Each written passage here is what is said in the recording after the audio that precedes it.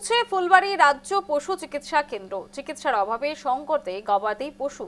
ক্ষোভে ফুঁসছেন কৃষকরা। কৃষকদের স্বার্থে প্রতিষ্ঠিত হয়েছিল ফুলবাড়ি রাজ্য পশু চিকিৎসা কেন্দ্র, কিন্তু আজ সেই সরকারি প্রতিষ্ঠানই অবহেলা, অনিয়ম এবং জরাজীর্ণ পরিকাঠামোর প্রতীক হয়ে দাঁড়িয়েছে।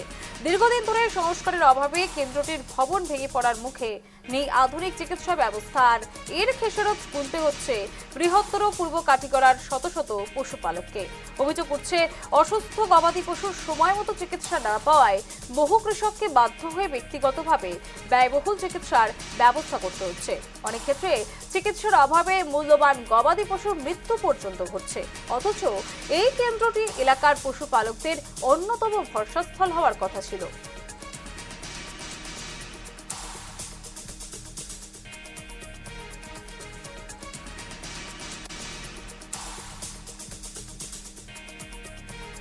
বর্তমান সরকারে উন্নয়ন করছেন, আমরা রেডিও টিভিতে শুনছি, জানি না অন্যদিকে হচ্ছে। আমাদের এলাকায় কোনো উন্নয়ন হয়নি।